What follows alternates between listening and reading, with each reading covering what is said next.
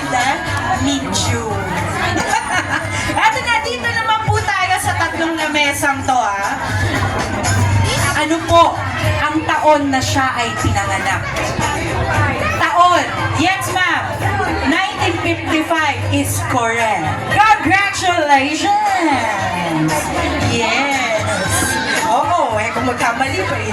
Okay, sige, eto, dito naman tayo. Favorite color ng ating celebrant. Sino po ang kanyang favorite singer? Or kaninong kanta ang kanyang mga paboritong pinakikinggan? Sino ang artistang ito? Clue! Babae. Ha? Muntik na, pero hindi po iyan ang sagot. Mga kanta nino? Ha? Clue, international. International mo. Piano. Dahil sinabi ko babae, hindi po.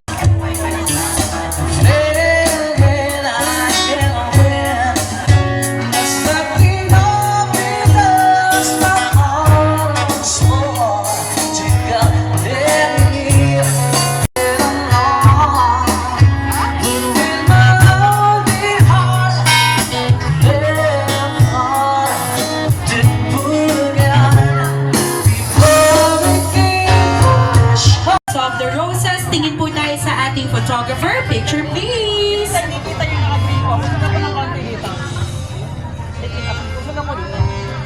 Smile!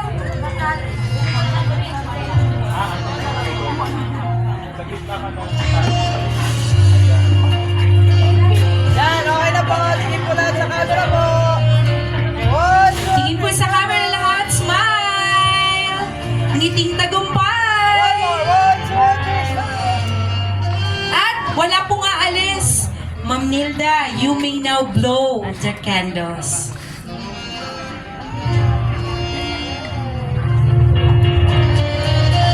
Kumpleto na po ba ang ating roses? Ladies and gentlemen, palakpakan po natin silang lahat.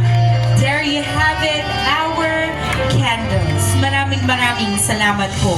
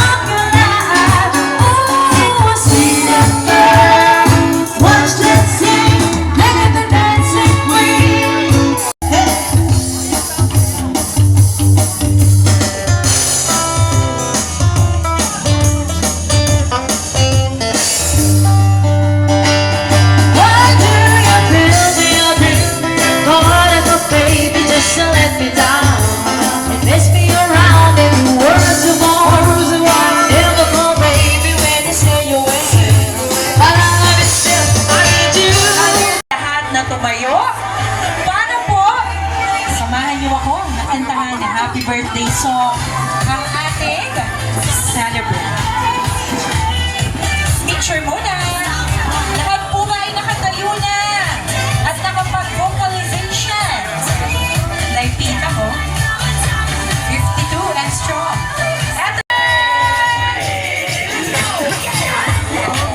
And cheers po sa mga kasama natin dyan via Google Meet. Hello po.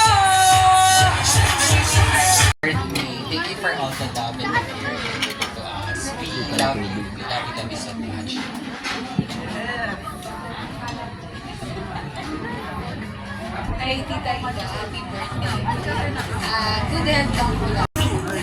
Yes, ma'am. 95 years old. 90 tang. Ilan taon na po kayo? Teacher, tanggalin mo nga yung music ng magkaintindihan tayo. Teka lang ha. Sabi ko, 96. ilan taon na po si Nanay Pita? 95! Tinanong ko yung may katawan. Ilan taon na po kayo? 52.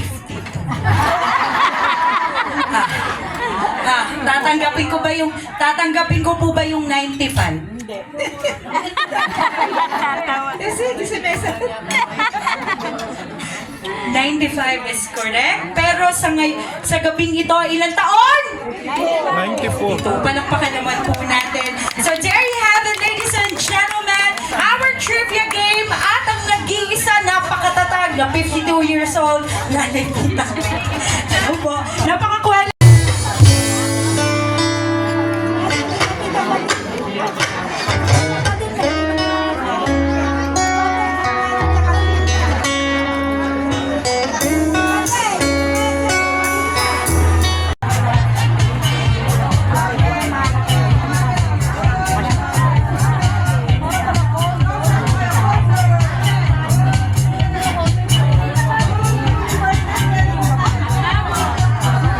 Yung tables po sa may buffet area, yung dalawa, let's go na po. Yung dalawang tables po.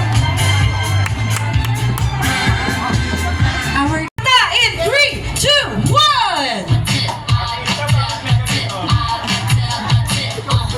One more!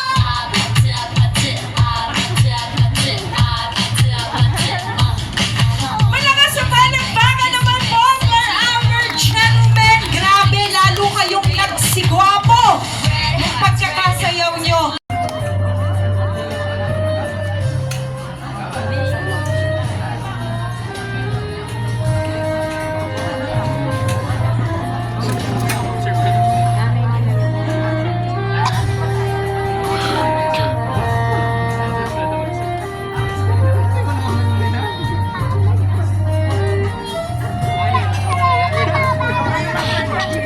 Upon her father, that you may bless them with good health, peace, and happiness in the years to come. May their heart always be filled with your love, and may they continue to be a source of light and inspiration